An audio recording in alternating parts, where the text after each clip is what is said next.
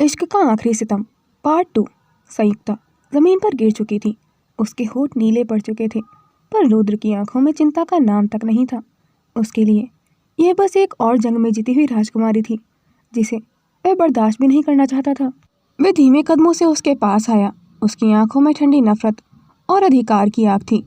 उसने झुककर संयुक्ता के बेहोश चेहरे को देखा और तिरस्कार से उसके बालों को चेहरे से हटाते हुए बोला, बस इतनी सी हिम्मत लेकर भागने चली थी राजकुमारी। उसकी उंगलियों की ठंडक उसके चेहरे पर महसूस हो रही थी। वो उसे इस तरह से देख रहा था जैसे किसी चीज़ की कीमत आंक रहा हो। उसके होठों पर कड़वी व्यंग्य से भरी मुस्कान उभर आई थी। तुम्हें लगता है तुम इस पिंजरे से आज़ाद हो सकती हो राजकुमारी? उसने फुसफुसाया। उसकी आवाज़ ऐसी थी जो वहाँ खड़ी दासियों की सांस में डर घोल रही थी। संयुक्ता सिंह राठौर, अब तुम्हारी हर धड़कन पर मेरा हक है। रुद्र ने तिरस्कार से उसकी ओर आखिरी नज़र डाली और उठकर वहाँ से जाने लगा था, बिना इस बात की परवाह किए कि संयुक्ता इस वक्त बेहोश है। उसके तलवार जैसे कदम फर्श पर गूंज रहे थे। हर कदम ये बता रहा था कि वह जीत चुका है और संयुक्ता की हार इस कमरे की दीवारों पर दर्ज हो चुकी है। लेकिन तभी राजकुमारी, सबसे बुजुर्ग दासी, चीखती हुई उसके पास घुटनों के बल गिर पड़ी थी। उन्होंने संयुक्ता का चेहरा हाथ में लिया। उसकी सांसें बेहद हल्की थी, जैसे जीवन धीरे धीरे खिसक रहा हो। जल्दी वैद्य को बुलाओ, पानी कुछ लेकर आओ जल्दी। वह दूसरी दासियों पर घबरा कर चिल्लाई। दासियां दौड़ने को ही थीं कि तभी दासी की आवाज़ सुनकर उसके कदम वहीं रुक गए थे। उसकी लाल आंखें अचानक आग की तरह चमक उठी थीं। वह धीमे धीमे मुड़ा। उसकी आवाज़ गहरी और बर्फ की तरह ठंडी थी। कोई वैद्य नहीं आएगा। बुजुर्ग दासी उसके सामने डर से कांप उठी थी। महाराज, राजकुमारी बेहोश हैं। रुद्र की आंखों में ऐसा अंधेरा था जैसे दया नाम की चीज़ वहाँ कभी थी ही नहीं। वह आगे बढ़ा और उनके पास झुकते हुए बोला, भागने की एक कीमत होती है और वो कीमत वह अभी चुका रही है। बुजुर्ग दासी की आंखें नम हो गई थीं। लेकिन महाराज, वह आपकी पत्नी है। रुद्र एक झटके से उन पर गरजते हुए बोला, हमारी पत्नी थी जब तक उसने हमें चुनौती नहीं दी थी। अगर आप राजकुमारी तारा की प्रिय दासी न होती तो हमारे सामने बोलने पर आपको मृत्यु दंड दे देते। रुद्र के गुस्से को देख सभी दासियों ने सिर झुका लिया था। उसकी भारी सांसें कमरे में भय फैलाती रही थीं। कुछ पल बाद वे बेरहमी की संतुष्टि के साथ बोला, ये सब हमारा ध्यान पाने के लिए ढोंग है, पर रुद्र प्रताप सूर्यवंशी कभी इस मायाजाल में नहीं फंसेगा। फिर वह ठंडे कदमों से दरवाजे की ओर बढ़ गया था। उसकी नफरत इतनी गहरी थी कि कमरे की हवा भी कांप रही थी। उसने दासियों को आदेश दिया, पर आदेश भी उस निगाहों की तरह सख्त था, इसे उठाओ, पर याद रहे ये खरोच भी और लगी ना तो ये महल तुम्हारी चीखें सुनता रहेगा। दासियों ने डरते डरते उसे बिस्तर पर रख दिया था। रुद्र ने उसकी कलाइयों के लाल निशानों को देखा। उसके होठों पर हल्की सी क्रूर मुस्कान थी। उसके बाल बिखरे हुए थे, पर वे अभी भी बेहोश थी। रुद्र ने झुककर उसके कान के पास बेहद धीमे से कहा, तुम्हें होश आए या ना आए, मैं तुम्हें इस हकीकत से भागने नहीं दूंगा। तुम्हारे हर आंसू, हर डर पर अब सिर्फ और सिर्फ मेरा हक है। वे पीछे हटकर सैनिकों की ओर मुड़ा। ये दरवाज़ा बंद रहेगा। यदि वे भागने की कोशिश करे तो उसके पैरों में बेड़ियां डाल देना। दरवाज़ा बंद होने की आवाज़ इस शांत कमरे में किसी सज़ा की मोहर थी। संयुक्ता का चेहरा सफ़ेद था, जैसे सारा खून किसी ने निचोड़ लिया हो। सबसे बुजुर्ग दासी कांपती आवाज़ में फुसफुसाई, हे देव, ऐसा ना हो कि राजकुमारी हमें छोड़कर चली जाए। दूसरी दासियों ने डर से अपना मुंह ढक लिया था। आंसू उनके गालों से बहते हुए गिरते जा रहे थे। हम क्या करें? महाराज ने तो मना किया है ना। अगर हम वैद्य को बुलाएंगे तो क्या होगा? वो सब अभी आपस में बात ही कर रही थी कि तभी बाहर से रुद्र की कठोर आवाज़ गूंजी, वैद्य को बुला कर लाइए। जब तक हम देवगढ़ के लोगों को उनके किए की सज़ा नहीं दे देते, उन्हें कुछ नहीं होना चाहिए। उन्हें खुद अपनी आंखों से देवगढ़ को शमशान बनते देखना है। दासी ने थरथराते हाथों से उसके हाथ को थामा। राजकुमारी, आंखें खोलिए। पर संयुक्ता की पलकों में जान ही नहीं थी। तीसरी दासी घबरा गई थी। कोई पानी लाओ जल्दी। सोने का बर्तन लेकर आई दासी उसके होठों को छूने ही वाली थी कि सब चौंक उठे थे। संयुक्ता का शरीर अचानक ठंडा पड़ गया था। बुजुर्ग दासी की तो सांसें रुक गई थीं। नहीं नहीं, बस थोड़ी देर और। युवराज ने आदेश दे दिया है वैद्य जी को लाने का। वे अपने आंसुओं को रोक न सकी थीं। कमरे में धड़कती हवाओं की आवाज़ गूंज रही थी। बाहर रुद्र के कदमों की तल्ख गूंज धीरे धीरे दूर होती जा रही थी, पर अंदर संयुक्ता अपने भाई वीर प्रताप के बारे में सोच रही थी। दासियों के चेहरे पहले ही पीले पड़ चुके थे। उन्हें लग रहा था अगर अभी कुछ न किया तो राजकुमारी संयुक्ता की आखिरी सांस भी टूट जाएगी। अगली सुबह महल के बाहर भोर की पहली किरणें फैली हुई थीं, पर उस रोशनी में भी अंधेरा ज़्यादा महसूस हो रहा था। राजमहल के नीचे मौजूद ठंडी सीलन भरी कैद कोठरी में लोहे की जंजीरों की खड़क से सन्नाटा टूट रहा था। भारी दरवाजा खोला गया। 2 सैनिकों ने अंदर घुसते हुए आदेश भरे स्वर में कहा, राजकुमार वीर प्रताप सिंह राठौर, तुम्हें रिहा किया जा रहा है। धूप की किरण सीधे वीर प्रताप की आंखों पर पड़ी थी। वह आंखें जिनमें पूरी रात चिंता, गुस्सा और लाचारी ने घाव छोड़े थे। उसके होठ फटे हुए थे, माथे से खून सूखकर जम चुका था। बाहों और पीठ पर चोट के निशान अभी भी जल रहे थे। वे खड़े होने की कोशिश में लड़खड़ाए। सैनिकों को मजबूरन उसे पकड़कर बाहर लाना पड़ा, लेकिन उसके दिमाग में सिर्फ एक ही नाम गूंज रहा था, संयुक्ता। वहीं महल के भीतर सूरज का उजाला संयुक्ता के कमरे तक पहुंचता भी तो शायद उसकी दीवारें उस रोशनी को रोक लेती। संयुक्ता बिस्तर पर निश्चल पड़ी हुई थी, हल्की हल्की सांसें, जैसे किसी ने उसके जीवन की डोर बहुत कसकर थाम रखी हो। वैद्य ने दवा तो दे दी थी, जंगल से लाई जड़ी बूटियों का लेप उसके होठों पर लगाया गया, पर संयुक्ता को अभी भी होश नहीं आया था। एक दासी ने कांपते स्वर में पुकारा, राजकुमारी, सुन पा रही हैं ना आप? लेकिन संयुक्ता की पलकों ने हिलने की एक छोटी सी कोशिश की थी, और फिर बहुत धीमी टूटी हुई आवाज़ उसके होठों से निकली, अद्वैत। वह नाम उसके होठों पर जैसे दर्द बनकर जमा था। दासियां एक दूसरे की तरफ घबराकर देखने लगी थीं। अद्वैत। राजकुमारी के नीले पड़ चुके होठों पर फिर वही नाम था, अद्वैत। मत छोड़कर जाना हमें। एक बूंद आंसू संयुक्ता की बंद पलकों के कोरों से बहकर उसके गाल पर गिर पड़ी थी। उसकी उंगलियां हल्की हल्की हैट रही थीं, जैसे किसी अदृश्य हाथ को पकड़ने की कोशिश कर रही हों। वहीं बाहर सैनिकों ने वीर प्रताप को भीतर लेकर चलते हुए आदेश सुनाया, तुम्हें राज दरबार में उपस्थित होना होगा, महाराज तुम्हें देखना चाहते हैं। वीर प्रताप ने दर्द से हाफते हुए पूछा, मेरी बहन, वह कैसी है? एक बार, बस एक बार मेरी बहन से मिलने दीजिए। सैनिकों ने उसे धक्का देते हुए कहा, चुप रहो, तुम्हारे पास सवाल करने का अधिकार नहीं है। वीर प्रताप की मुट्ठियां पसीने से भीगी हुई थीं, पर उसकी आंखों में दुश्मनी की आग थी। महल भीतर से शांत था, पर हर दिशा में डर की हवा फैल चुकी थी। वीर प्रताप को सैनिक पकड़कर भीतर लाए। दरबार में सन्नाटा पसरा हुआ था। सभी दरबारी अपनी अपनी जगह पर खड़े हुए थे, सिर झुकाए हुए। ऊंचे सिंहासन पर रुद्र प्रताप सूर्यवंशी बैठा हुआ था, आंखों में वही बर्फ की सर्दी, वही अधिकार की आग। वीर प्रताप को जमीन पर धक्का दिया गया, पर उसने उठने की कोशिश की। दर्द से कांपते हुए भी उसकी नज़र रुद्र की आंखों में टिक गई थी। राजकुमारी संयुक्ता कहाँ है? उसकी आवाज़ टूटी थी, पर साहस में कोई कमी नहीं थी। रुद्र ने हौले से तिरस्कारपूर्ण मुस्कान उभारी, जिंदा है। फिर रुककर तलवार की नोक जमीन पर टिकाते हुए बोला, अभी तक। पूरा दरबार उसकी क्रूरता को देखकर सिहर उठा था। रुद्र की बात सुनकर वह गुस्से में तमतमाते हुए बोला, तुमने मेरी बहन को छू भी कैसे लिया? वह कोई हारी हुई जंग का पुरस्कार नहीं, राजपुताना की शान है। रुद्र के अंगरक्षक तलवारें खींचने ही वाले थे कि रुद्र ने बस एक हाथ उठाकर उन्हें रोक दिया था।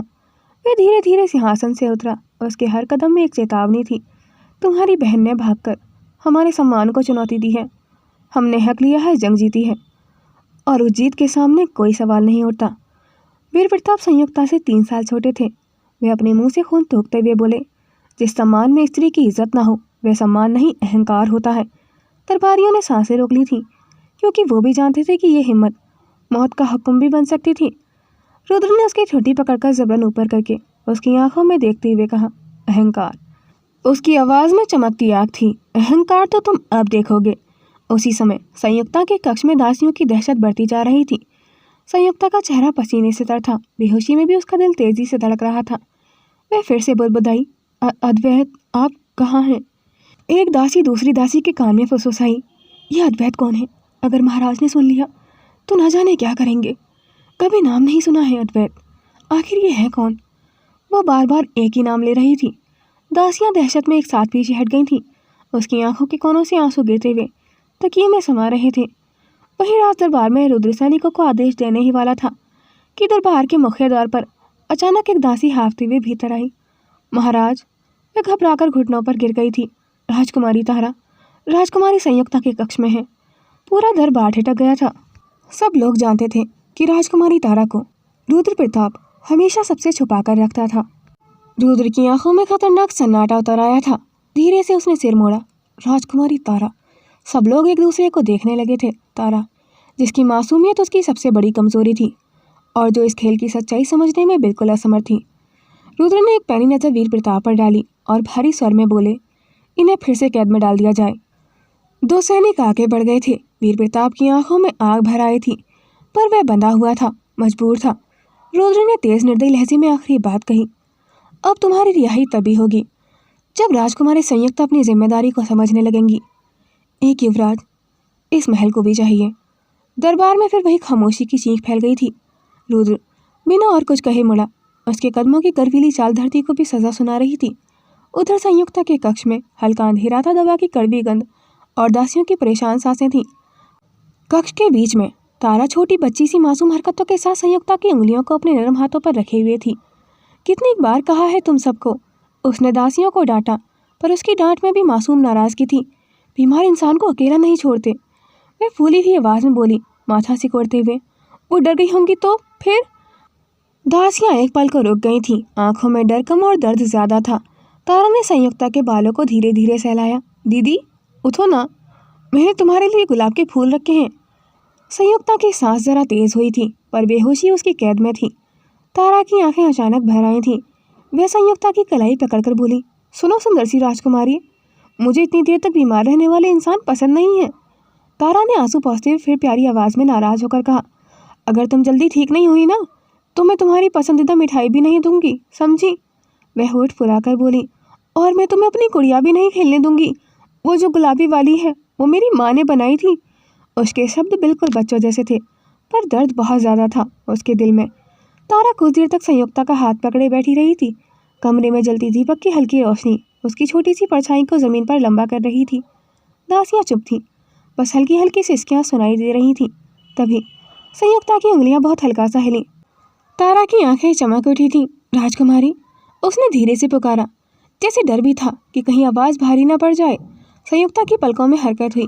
चेहरा अभी भी पीला था, होंठ सूख गए थे, पर फिर भी उसकी सांसें पहले से थोड़ी बेहतर लग रही थीं। दासियों ने राहत की सांस ली। एक दासी धीरे से बोली, शायद अब होश आ रहा है राजकुमारी को। तारा ने तुरंत अपने आंसू पोंछे और थोड़ा मुस्कुराते हुए संयुक्ता की और करीब झुक गई थी। देखा, मैंने कहा था ना, तुम मुझे डराओ मत, उसने बहुत धीरे से फुसफुसाया।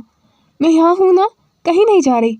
संयुक्ता की पलकों ने धीमी कोशिश की और एक पल बाद उसने आधी आंखें खोली। रोशनी उसकी आंखों को चुभ रही थी। उसने हल्का सा आंखें बंद की। तारा खुशी से उछल पड़ी थी। दीदी दीदी उठ गई, लेकिन संयुक्ता में ताकत ही नहीं थी कुछ बोलने की।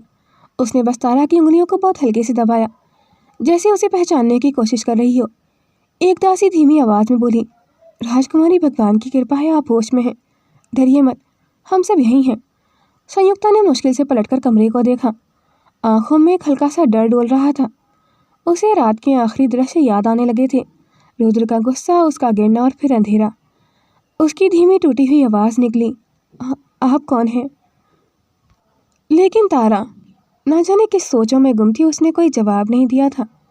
दासी ने पानी का बर्तन आगे किया तो संयुक्ता ने धीमी सी कोशिश की और सिर हिलाया। तारा ने तुरंत उसके कंधे के पीछे हाथ रखा। धीरे धीरे बैठो, मैं हूँ ना। संयुक्ता बहुत मुश्किल से ऊपर उठी थी। सांसें हल्की हल्की कांप रही थी। चेहरे पर डर और कमजोरी दोनों साफ थे। तारा उसकी पीठ सहलाती रही थी, जैसे किसी नाजुक गुड़िया को संभाल रही हो। संयुक्ता अभी आधी बैठी ही थी कि कक्ष के बाहर भारी कदमों की आहट गूंजी। सभी दासियां सहमकर सीधी खड़ी हो गई थीं। दरवाज़ा खुला। रुद्र अंदर आए, गंभीर, ठंडा और बिल्कुल वही भारी व्यक्तित्व जिसे देखकर संयुक्ता के शरीर में एक पल को फिर से सिरन दौड़ गई थी। उसने जैसे ही रुद्र को देखा उसका हाथ कांप गया था, सांसें अटक गई थी और उसने तुरंत तारा का हाथ और कसकर पकड़ लिया था। उसकी आंखों में साफ डर उभर आया था।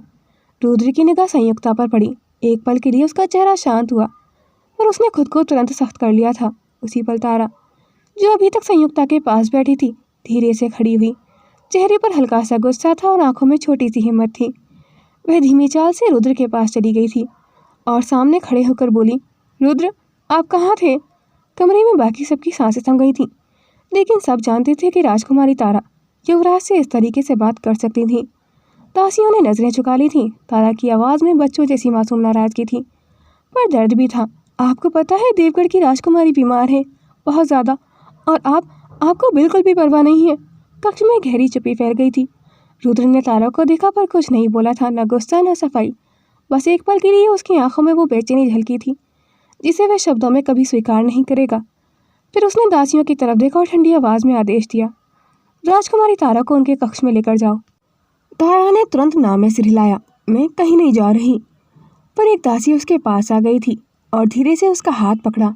तारा पीछे मुड़ी संयुक्ता को देखा, फिर रुद्र की तरफ। उसकी छोटी आंखों में साफ लिखा था, आपकी वजह से दीदी डरी हुई हैं।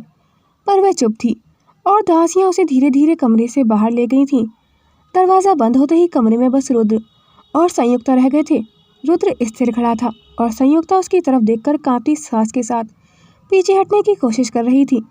सिर्फ दीपक की हल्की सी लौ और दो धड़कनों की आवाज़, एक डरी हुई और एक की धड़कन में छिपी हुई बेचैनी थी। संयुक्ता धीरे धीरे पलटकर रुद्र की ओर देखने लगी थी। उसकी आंखों में अब डर के साथ साथ गुस्सा भी था। वह कांपती सांसों के साथ बोल उठी थी, हमारे भाई साहब को रिहा कर दिया ना आपने? उसकी आवाज़ कमज़ोर थी पर जिद और दर्द से भरी हुई थी। उन्हें जाने दीजिए ना। वह थोड़ी हिम्मत जुटाकर बोली, वो बहुत छोटे हैं, उन्होंने कुछ गलत नहीं किया, उनका आपकी लड़ाइयों से कोई संबंध नहीं है। आपने वचन भी तो दिया था ना कि अगर हम आपके साथ सौंदगढ़ आए तो आप उन्हें जाने देंगे। रुद्र उसकी हर बात शांत चेहरे से सुनता रहा था। ना कोई गुस्सा था ना कोई तर्क, बस एक तीखी गहरी निगाह थी जो संयुक्ता के चेहरे को देख रही थी। संयुक्ता बहुत मुश्किल से दीवार का सहारा लेकर खड़ी हो गई थी, उसके भीतर के डर को दबाती हुई। मेरे भाई को तकलीफ मत दीजिए, उसने लगभग आदेश जैसे कहा, उन्हें अभी आज़ाद करिए। रुद्र ने उसकी बात अचानक बीच में ही काट दी थी। उसकी भारी धीमी आवाज़ कमरे में गूंज उठी थी, आज़ाद तो हम कर देते। वह कदम आगे बढ़ा। संयुक्ता की सांसें अटक गई थीं। वह एक पल के लिए पीछे हट गई थी। रुद्र ने नजरों को सीधा उसकी आंखों से मिलाते हुए कहा, मगर नहीं किया। संयुक्ता के चेहरे का रंग उतर गया था, दिल की धड़कन तेज होने लगी थी। रुद्र की आवाज़ अब और भी सख्त और ठंडी हो चुकी थी, क्योंकि भागने की कोशिश की थी आपने और सज़ा आपके भाई को मिली। संयुक्ता का दिल जैसे किसी ने कसकर पकड़ लिया था। आंखों में डर की चमक फिर से उभर आई थी। गुस्सा, दर्द और लाचारी तीनों एक साथ उसके चेहरे पर उभर आए थे। वह कांपते हुए बोली, ये कैसा न्याय है? रुद्र बिना पलक झपकाए उसे देखता रहा, जैसे उसके सवालों का असर कुछ भी ना हो रहा हो। सौंदगढ़ में वह धीमी मगर कठोर आवाज़ में बोला, राजद्रोह की सज़ा हमेशा किसी न किसी को तो भुगतनी पड़ती है।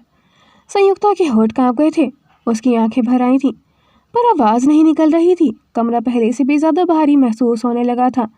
संयुक्ता की आंखें भर चुकी थी। रुद्र का अंतिम वाक्य, राजद्रोह की सज़ा हमेशा किसी न किसी को भुगतनी पड़ती है, अभी कमरे में गूंज रहा था। उसने कुछ नहीं कहा, वह बस एक पल को और संयुक्ता की ओर देखता रहा, जैसे उसकी हालत देखकर भी पत्थर बना खड़ा हो।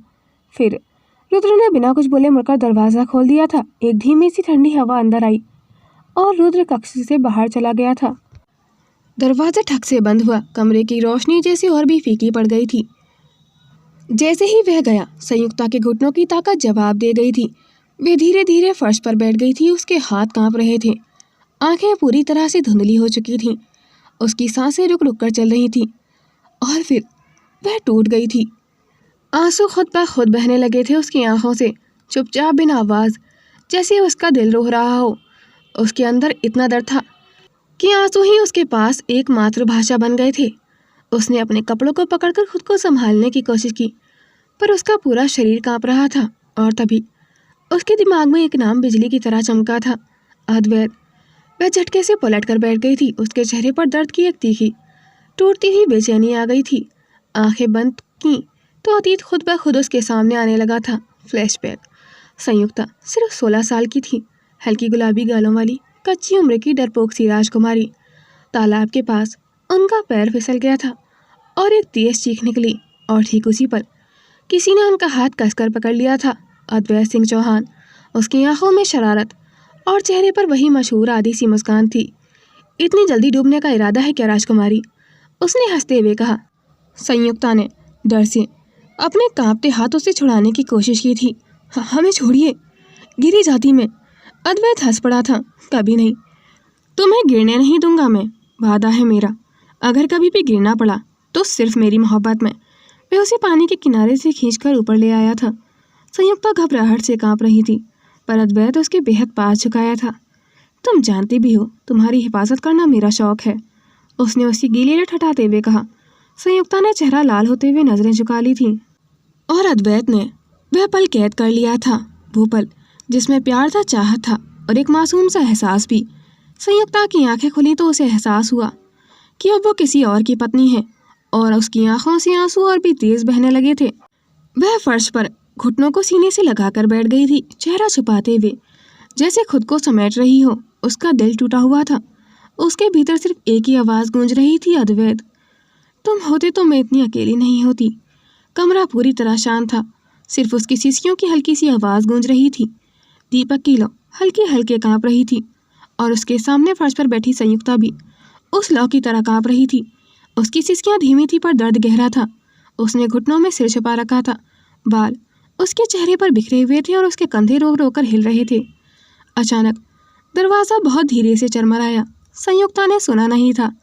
वह इतनी पीड़ा में डूबी हुई थी कि बाहरी दुनिया जैसे उससे कट गई थी। दरवाज़ा थोड़ा सा खुला और किसी ने अंदर कदम रखा। उनकी चाल धीमी थी, सालों के अनुभव से भरी हुई, और चेहरे पर ममता और चिंता दोनों थी। उनकी साड़ी हल्की सी रेशमी थी, बाल सफ़ेद पर सुंदरता से बंधे हुए थे और आंखें बहुत कोमल थीं। उन्होंने कमरे की हालत देखी। दीपक की लौ, ठंडा पड़ा कक्ष और फर्श पर बैठी रोती हुई राजकुमारी। उनका दिल एक पल को कांप गया था। उन्होंने धीरे धीरे दरवाज़ा बंद किया, बहुत नरमी से, ताकि आवाज़ भी संयुक्ता को ना चुभे। फिर उन्होंने कुछ कदम उसकी ओर बढ़ाए। संयुक्ता ने हल्के से सिसकते हुए सांस ली, पर अब भी सिर नहीं उठाया था। बुजुर्ग महिला उसके पास जाकर रुकी, थोड़ी देर उसे देखा और फिर उतनी ही कोमल आवाज़ में बोली, राजकुमारी। आवाज़ इतनी नर्म, इतनी दयालु थी कि संयुक्ता की रोती हुई सांस कुछ पल को रुक सी गई थी। उसने धीरे धीरे सिर उठाया और जैसे ही उसकी निगाह उस महिला पर पड़ी, उसकी आंखों में एक पल के लिए हैरानी, फिर राहत, फिर एक नई बेचैनी तैर गई थी। महिला उसके सामने घुटनों के बल बैठ गई थी। उम्र के कारण थोड़ा सा दर्द हुआ, पर उन्होंने परवाह नहीं की थी। उन्होंने अपना हाथ बहुत धीरे से संयुक्ता के सिर पर रखा। बेटा, इतना रो क्यों रही हो? उस स्पर्श की गर्माहट से संयुक्ता का चेहरा एकदम ढीला पड़ गया था, जैसे वह किसी सुरक्षित जगह पहुंच गई हो। उसकी आंखों से आंसू फिर से बहने लगे थे, पर इस बार आंसुओं में केवल दर्द नहीं था, थोड़ी सी राहत भी थी। उन महिला की उंगलियां उसके बालों को बहुत नरमी से सहला रही थीं। डरने की जरूरत नहीं है, उन्होंने फुसफुसाया। मैं यहाँ हूँ। संयुक्ता की टूटी हुई आवाज कांपते होठों से मुश्किल से निकली। आप कौन? महिला ने उसकी ठुड्डी हल्के से ऊपर उठाई और बहुत ममता भरी मुस्कान से उसके चेहरे को थाम लिया था। मैं आपकी दादी सास हूँ। उस कमरे में कुछ देर तक सिर्फ संयुक्ता की सिसकियां और भानुमति जी का शांत, सुकून देने वाला स्पर्श था। फिर भानुमति जी ने बहुत धीमी पर दृढ़ आवाज में कहा, बेटी, पहले रोना बंद करो। तुम्हारी हालत देखकर मेरा दिल दुखता है। रूद जैसा कठोर पुरुष ऐसी दादी की छाया में कैसे पला होगा? संयुक्ता मन ही मन अपने ही सवालों से उलझ रही थी। उन्होंने धीरे से उठकर कमरे की ओर देखा और दरवाजे के पास खड़ी एक दासी को संकेत किया, बिटिया के लिए गर्म खाना लाओ, हल्का सा, और हाँ, स्नान के लिए गर्म जल्दी तैयार करवाओ। दासियां तुरंत सिर झुकाकर बाहर चली गईं। भानुमति जी वापस संयुक्ता के पास बैठ गईं। उनकी आवाज में अब थोड़ी दृढ़ता और थोड़ी ममता थी। चलो बेटी, खड़े हो जाओ। रोते रहने से कुछ ठीक नहीं होगा। नई जिंदगी शुरू हुई है तुम्हारी, और यह शुरुआत कैसे होगी ये तुम तय कर सकती हो। संयुक्ता ने आंसू पोंछते हुए हिचकिचाकर खड़े होने की कोशिश की। भानुमति जी ने उसका हाथ पकड़कर उसे सहारा दिया। कुछ ही पल में दासियां खाना और पानी लेकर आ गईं। भानुमति जी ने अपना हाथ संयुक्ता के कंधे पर रखा। पहले स्नान कर लो, चेहरा धो लो, मन को थोड़ा हल्का करो, फिर कुछ खा लेना, तुम्हें ताकत चाहिए। संयुक्ता शांत, लगभग बच्ची की तरह उनकी हर बात मानने लगी थी। वह स्नान के लिए गई। साफ पानी, हल्की सुगंध और थोड़ी देर की शांति ने उसकी कांपती सांसों को संभाला। जब वह वापस आई तो भानुमति जी ने उसे गहने पहनाने का इशारा किया, फिर कहा, ऐसे ही बहादुर दिखना चाहिए तुम्हें। संयुक्ता चुपचाप बैठकर थोड़ा सा भोजन करने लगी थी। उसने कभी बड़ों का अपमान नहीं किया था। भानुमति जी उसे गौर से देख रही थी, जैसे किसी टूटे हुए मन को जोड़ने की कोशिश कर रही हूँ। खाना खत्म होने के बाद भानुमति जी ने उसके दोनों हाथ अपने हाथों में लिए। सुनो राजकुमारी, उनकी आवाज अब बहुत गंभीर पर बहुत कोमल थी, तुम अब इस घर की बहू हो। रूद तुम्हारे पति हैं, वो जितने क्रूर दिखते हैं उतने क्रूर नहीं हैं। संयुक्ता की आंखों में हल्की सी डर भरी चमक उभरी थी। भानुमति जी ने उसका डर तुरंत पढ़ लिया। उन्होंने उसका चेहरा ऊपर उठाया। उनका स्वभाव कठोर है बेटा, लेकिन दिल से वो बुरे नहीं। समय, हालात, जिम्मेदारियां और कुछ पुराने जख्मों ने उन्हें ऐसा बना दिया है। तुम उन्हें प्रेम से समझोगी तो वो पिघलेंगे। तुम जितनी नरमी से बात करोगी उनका कठोरपन उतना ही टूटेगा। संयुक्ता का दिल धड़क रहा था, जैसे वो खुद को समझा रही हो। उसने हिम्मत करके पूछा, तो अगर हम उनसे प्रेम से बात करेंगे तो वो हमारे भाई सा को रिहा कर देंगे? उसकी आंखों में एक अनजानी उम्मीद थी। भानुमति जी ने उसके बाल पीछे किए और नरमी से कहा, ये तुम्हारा महल है, तुम इस महल की रानी हो। आज रात तुम्हें उनके कक्ष में जाना होगा। संयुक्ता ने एक पल को सांस रोक ली। आंखों में घबराहट तैर गई थी।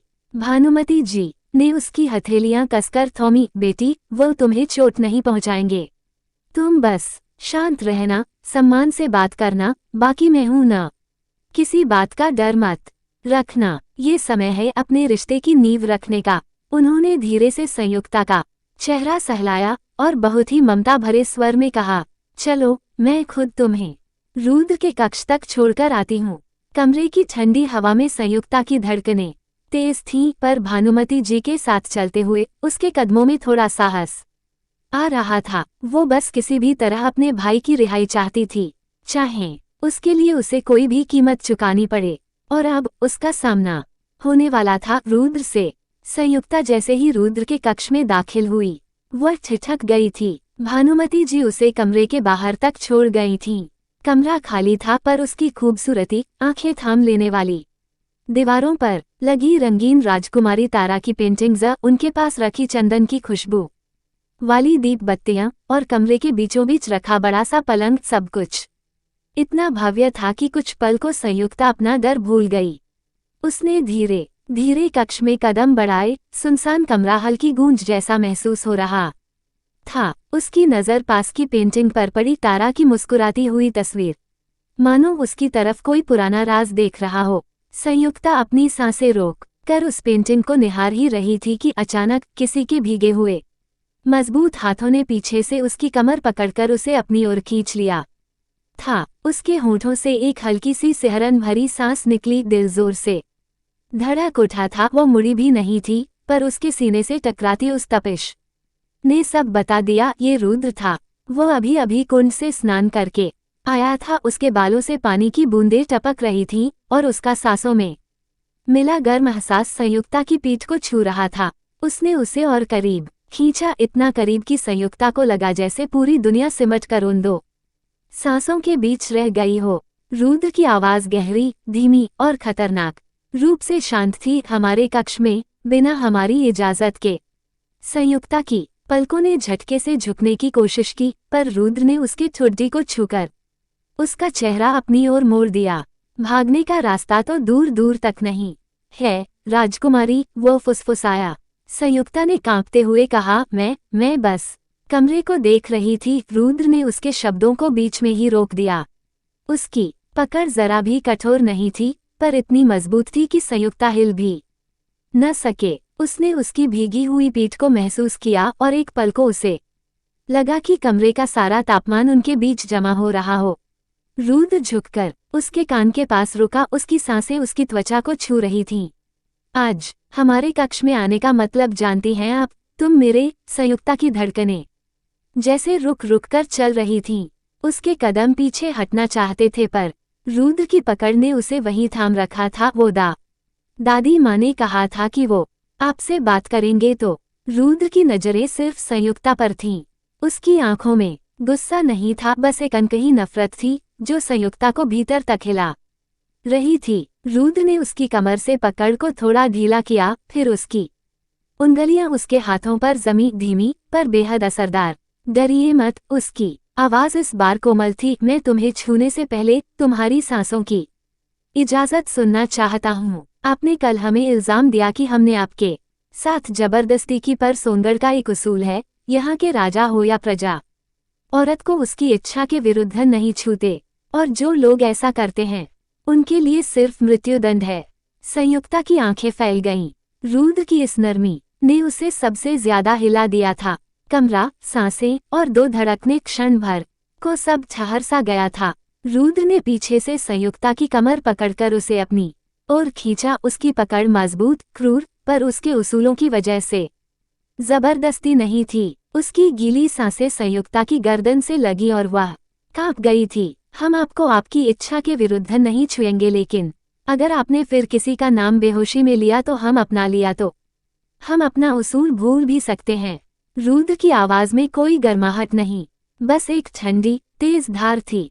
संयुक्ता ने कोशिश की खुद को छुड़ाने की, पर रुद्र ने उसे और करीब खींचते हुए उसके कान के पास फुसफुसाया, डर रही हो? उसकी आवाज में मौजूद नफरत संयुक्ता के सीने तक उतर गई थी। अच्छा है, उसने उसकी ठुड्डी उठाई, जबरदस्ती नहीं, पर इतनी दृढ़ की संयुक्ता नजरें हटा न सके। डर ही तुम्हारी असली जगह याद दिलाएगा। तुम मेरी रानी नहीं, बस इस महल में लाई गई एक जीत की निशानी हो। संयुक्ता की सांस टूट गई, पर उससे कहीं ज्यादा उसे हिलाया रुद्र का अगला कदम। रुद्र झुककर इतना करीब आया कि उनके बीच सिर्फ एक धड़कन का फासला बचा। तुम्हें लगता है मैं तुम्हें छूना चाहता हूँ, उसने घृणा से कहा। अगर तुम सोचती हो कि तुम्हें कोई आकर्षण है तो वो तुम्हारी सबसे बड़ी भूल है। राजकुमारी, उसकी उंगलियां उसकी कमर पर थीं, कसावट भरी, अधिकार दिखाती, पर उसकी नफरत बिल्कुल साफ। हमारे राज्य में वह उसके कान के पास फुसफुसाया, एक उसूल है, किसी स्त्री को उसकी इच्छा के विरुद्ध नहीं छूते। फिर उसकी पकड़ और पास आए इतनी की संयुक्ता की सांस रुक गई। और तुम्हें छूने की इच्छा, उसने उसके होठों के बेहद करीब रुककर कहा। मुझमें जरा भी नहीं है। संयुक्ता की आंखें भीग गईं, पर रुद्र की आंखों में जरा सी भी नरमी नहीं थी, बस नफरत, ठंडी, गहरी, कठोर नफरत। उसने उसे छोड़ना नहीं चाहा, मानो उसे याद दिला रहा हो कि वह अब इस महल की कैदी है, उसकी कैदी। रुद्र ने उसकी कमर को थोड़ी कसावट से पकड़ा और उसकी आंखों में देखते हुए बोला, पर आज रात। उसकी आवाज खतरनाक रूप से धीमी हो गई। तुम ये समझकर आए हो कि मैं तुम्हारे करीब आऊंगा। रुद्र हल्का झुका, इतना करीब कि संयुक्ता का दिल दर्द करने लगा। मैं तुम्हें एक पीड़ा दूंगा राजकुमारी, उसने फुसफुसाया, पर वह प्रेम से नहीं होगी। संयुक्ता का दिल धड़कना भूल गया और तभी संयुक्ता डर से पीछे हट गई। उसकी सांसें तेज हो रही थीं, दिल धड़क रहा था। रुद्र उसके करीब आया, इतना करीब कि उसका शरीर ठिठक गया। राजकुमारी, उसकी आवाज अभी भी धीमी और खतरनाक थी। संयुक्ता ने एक कदम और पीछे हटाया और जमीन फिसल गई। अचानक उसके पैरों के नीचे कुछ नहीं था और वह अपने संतुलन खोते हुए पीछे की ओर गिर पड़ी थी। ठंडी, गहरी पानी की छुअन ने उसे घेर लिया। उसके बाल पानी में फैल गए, उसके गाल पर ठंडक और डर दोनों छलक रहे थे। वो हाथ फैलाकर ऊपर उभरने की कोशिश कर रही थी, लेकिन पानी में उसका संतुलन बिगड़ गया था। रुद्र बिना हिचकिचाए पानी में कूद गया।